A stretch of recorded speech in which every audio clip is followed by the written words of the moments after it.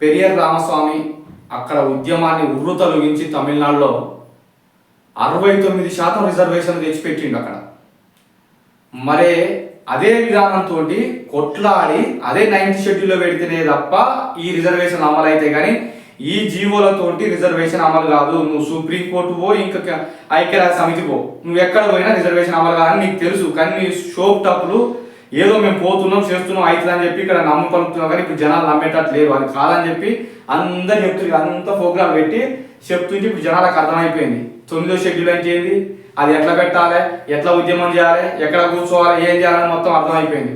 నువ్వు అఖిలపక్షాన్ని కూర్చోబెట్టి మాట్లాడుకొని అన్ని పార్టీలను తీసుకుపోయి ఢిల్లీలో కూర్చోబెడితే ఉత్తనే రిజర్వేషన్లు వస్తుండే. ఇది కాకుండా ఉత్తనే ఆర్డినెన్స్ పెడతావు, బిల్లు పెడతావు, చట్టసభలో 2 తీసుకుపోతే 2 అక్కడనే అయిపోయాయి, మళ్ళీ తీసుకుపోతే అది అక్కడనే అయిపోయాయి. ఇప్పుడు జీవోతో చేస్తాను, జీవోతో అమలు అవుతా ఇక్కడ కాక మళ్ళీ సుప్రీంకోర్టు పోతాంటుంది. ఈయనే కాదు ఆడేటైతే ఎక్కడ ఏం చేద్దాం అనుకుంటున్నావు ఈ రాష్ట్ర ప్రజలు. కానీ నువ్వు సీఎం ఎట్ అయినావో ఏం కథో కానీ అది తెలిసి చేస్తున్నావా తెలవ చేస్తున్నావా, నీ సలహాదారుడు ఎవడో ఏందో అనేది మాకు అర్థం కాని ముచ్చట. ఇకనన్నా నువ్వు మేలుకోజరా, మా బీసీల పట్ల నీకు విశ్వాసం ఉంటే ఈ విధానం పట్ల వీళ్ళందరూ కలిపొస్తుంది. ఇలా వీళ్ళు కాకుండా మా విశ్వేశ్వర సార్ ఉన్నారుగా వాళ్ళని కాదు, మా హైకోర్టు మాజీ జడ్జి వాళ్ళని కలిసి సమస్యను చెప్పాలి, వాళ్ళు చెప్తారు.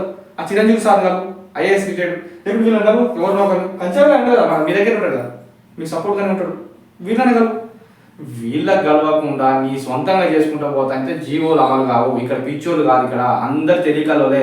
మా దాంట్లో కూడా మంచిగా చదువుకున్న మేధావులు ఉన్నారు, పిహెచ్డీ చేసిన వాళ్ళు ఉన్నారు, యూనివర్సిటీలలో మంచి డాక్టరేట్ పట్టాలు పొందిన వాళ్ళు ఉన్నారు. కానీ ఇకనన్నా మానుకొని ఆ జీవోలు పక్కకు పెట్టి ఇక్కడ అఖిలపక్షాన్ని కూసబెట్టి వీళ్ళందరినీ తీసుకుపోయి ఢిల్లీలో వాళ్ళ ఇంటి ముందర కూసబెట్టి అటు రాష్ట్రపతి ఇంటి ముందర ఇటు ప్రధానమంత్రి ఇంటి ముందర అప్పుడు కానీ నీకు రిజర్వేషన్లు వస్తాయి. కానీ ఇక తెలిసివో మరి తెలియకో ఎటుపోతుందో ఆగానికే కానీ ఇది నువ్వు చేయాలనే ఉద్దేశం నీకు లేదు.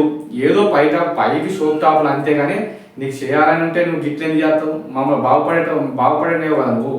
మేము బాగుపడితే మీరు పందికొక్కు లెక్క తిందంతా మీరు రోడ్ల మీద పడతారు కదా. మాకు రిజర్వేషన్ వస్తే మీరు రోడ్ల మీద పడాల్సిందే, అది వాస్తవం. కానీ మేము అట్లేం చూడంలే, మిమ్మల్ని కూడా చూసుకుంటాం. మీకు ఎంత రిజర్వేషన్ కావాలో అంత ఇస్తాం, మీకు ఎన్ని కొలువులు కావాలో అన్ని ఇస్తాం, చట్టసభలో ఎన్ని స్థానాలు కావాలో అన్ని ఇస్తాం. మేము ఇచ్చే రోజు ముందట్నే ఉన్నాయి. ఇకనన్నా మానుకొని అఖిలపక్షాన్ని రాష్ట్రంలో కూర్చోబెట్టి వీళ్ళందరితో చర్చలు చేసి వీళ్ళందరినీ కేంద్రాన్ని పట్టుకుపోయి అక్కడ మెడల్ నుంచి రిజర్వేషన్ తెచ్చి ఆ 9th షెడ్యూల్లో పెట్టి రిజర్వేషన్ 9th షెడ్యూల్లో పెట్టి రిజర్వేషన్లు వస్తాయి. కానీ వేరే విధంగా రావాలని చెప్పి ఈ సందర్భంగా తెలియజేస్తున్నాను. Thank you.